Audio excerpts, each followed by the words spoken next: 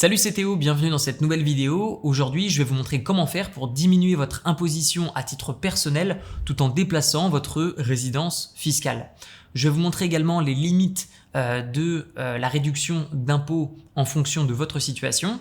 Je vais également vous montrer la différence entre être résident et être résident fiscal, comment être réellement résident fiscal d'une nouvelle juridiction et enfin je vais vous montrer l'importance de payer des impôts au moins un minimum dans votre nouveau pays d'expatriation.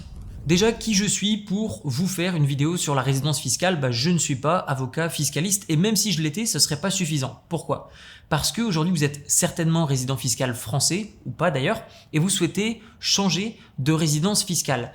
Et aujourd'hui, si vous allez voir un avocat par exemple en France et que vous lui posez des questions sur le fait de déplacer votre résidence fiscale dans une nouvelle juridiction, il n'aura pas les réponses complètes. Il faudra trouver un deuxième avocat sur place. Et il faudra peut-être même trouver un troisième avocat dans le pays ou la juridiction dans laquelle vous avez vos activités professionnelles qui peut être un troisième pays. Donc aujourd'hui, même aller voir un seul avocat n'est pas suffisant. Personnellement, je suis expatrié depuis 2016. J'ai 3 différents tax ID, donc c'est des numéros fiscaux. Donc j'ai eu 3 expatriations réussies sur le plan fiscal. Donc quand je vous fais cette vidéo, c'est réellement basé sur ma propre expatriation et l'obtention du numéro fiscal d'imposition à titre personnel dans d'autres juridictions que la France. C'est simple, résident, ça veut dire que vous avez le droit de résider sur le territoire et être résident fiscal, cela veut dire que vous êtes assujetti à un impôt sur le revenu personnel sur le territoire dans lequel vous vous trouvez. Je vous donne un exemple, admettons que je suis résident fiscal français, mais je passe beaucoup de temps en Espagne, mais mes activités professionnelles et mes centres d'intérêt économique sont en France. Donc, je suis résident fiscal français, mais je suis par exemple résident espagnol. Comment changer sa résidence fiscale de manière légale aux yeux de l'État français, mais aussi aux yeux du nouvel État dans lequel vous allez vous expatrier? Il y a 2 notions qui sont prises en compte. La première, c'est la notion de temps. Vous devez passer au moins la première année plus de 183 jours par an dans le nouveau pays en question.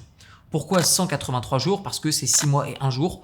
De ce fait, cela veut dire que dans la plupart des pays, vous serez automatiquement résident fiscal. Mais ce n'est pas la seule notion, ce n'est pas la seule condition qui est prise en compte.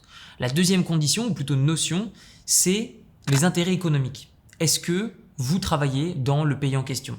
Est-ce que vous avez une voiture? Est-ce que vous louez? Est-ce que vous achetez un bien immobilier? Est-ce que vous avez une consommation eau, internet, gaz?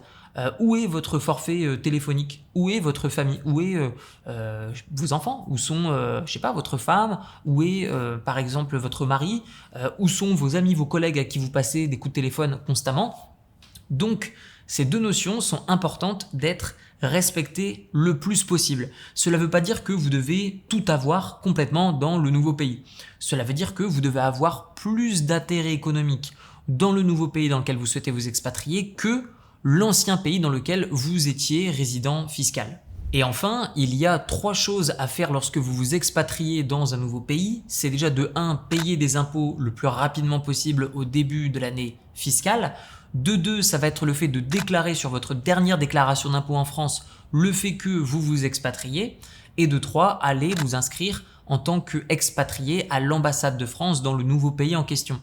Je vous donne mon cas concret. Lorsque j'ai déménagé à Malte et ensuite en Espagne et enfin en Thaïlande, eh bien, je me suis rendu à chaque fois à l'ambassade de France et je me suis enregistré en tant qu'expatrié et on m'a donné une carte d'expatrié français enregistré à l'ambassade de France de tel ou tel pays. Et donc, le fait de montrer que vous faites les choses proprement et que vous payez de l'impôt à la suite de votre expatriation valide le fait que vous êtes résident fiscal d'une nouvelle juridiction et vous obtenez ce qu'on appelle à l'étranger un tax ID qui est ni plus ni moins que votre numéro fiscal personnel. Maintenant, j'aimerais vous partager l'importance de payer des impôts dans une nouvelle juridiction parce que je vois beaucoup de personnes qui s'expatrient dans le but de ne payer strictement aucun impôt et je comprends ce désir, qui a envie de payer de l'impôt évidemment, mais sachez que dans les pays dans lesquels vous allez payer strictement aucun impôt, vous allez avoir d'autres inconvénients comme par exemple Dubaï où le coût de la vie est extrêmement cher. Vous allez avoir par exemple Malte où vous allez avoir très peu d'impôts, vous avez un petit peu d'impôts mais il n'y en a quasiment pas et donc les infrastructures sont pas aussi développées que dans des pays dans lesquels on paie plus d'impôts, c'est normal. En France, je pense honnêtement qu'il y a trop d'impôts et que ces impôts sont mal utilisés parce que voilà, il n'y a pas les avantages qui vont avec le fait de payer autant d'impôts.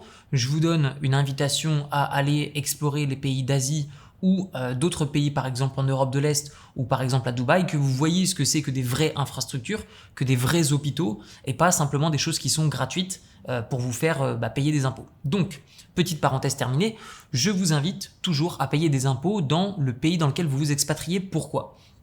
Première raison, parce qu'il y a une loi en France qui dit que tant que vous payez de l'impôt nulle part ailleurs, vous êtes toujours résident fiscal français. Et donc, même si vous expatriez, que vous avez la notion de temps et d'intérêt économique dans un nouveau pays, eh bien, si vous ne payez pas d'impôt, attention, gare à vous, vous êtes légalement, selon la loi française, toujours résident fiscal français. Deuxième point où il faut veiller à respecter la loi, c'est le jour où potentiellement vous revenez habiter en France. Parce que évidemment, si vous n'avez pas payé d'impôts pendant des années et que vous revenez avec un patrimoine qui est important, vous revenez en France, vous avez envie de vous acheter une voiture, une résidence principale, vous dépensez de l'argent. Eh bien évidemment que ça va attirer l'œil d'un examinateur et donc au moment où il va falloir montrer vos dernières déclarations d'impôts, si vous n'avez rien à montrer, c'est là où effectivement un inspecteur des impôts peut avoir envie d'aller gratter un petit peu. Et ce qui est normal, puisque si vous ne payez aucun impôt nulle part, vous ne respectez pas la loi de base qui est que si vous payez de l'impôt nulle part, vous êtes résident fiscal français et donc devez de l'impôt à l'État français. Donc, conclusion, il est toujours bon de payer un minimum d'impôts dans une nouvelle juridiction dans laquelle vous vous expatriez pour pouvoir prouver que vous payez de l'impôt par le passé. Pour les personnes qui souhaitent échanger sur des sujets comme l'expatriation, l'ouverture de comptes bancaires en France ou à l'étranger, la création de sociétés en France ou à l'étranger, le e-commerce, l'immobilier, la bourse, je mets à votre disposition le channel Discord communautaire sur lequel on échange en toute discrétion sur ces sujets. Le lien est dans la description de la vidéo. Et par-dessus le marché, je vous invite à consulter des avocats fiscalistes dans différentes juridictions dans lesquelles, par exemple, vous êtes intéressé de déplacer soit des actifs, soit de vous déplacer d'un point de vue personnel et fiscalité personnelle, ou par exemple en France, lorsque vous préparez une expatriation. Évidemment, le fait de trouver des informations sur Internet, c'est bien, mais ce n'est pas suffisant. C'est à adapter en fonction de votre situation et veillez également à finalement la véracité, mais je dirais aussi l'actualité des informations que vous allez trouver. Donc toujours consulter un avocat fiscaliste lorsqu'on s'expatrie à l'étranger et qu'il y a des enjeux qui sont importants. Voilà, le lien du Discord est dans la description de la vidéo. Je vous dis à très bientôt, prenez soin de vous et bonne expatriation. Ciao, ciao!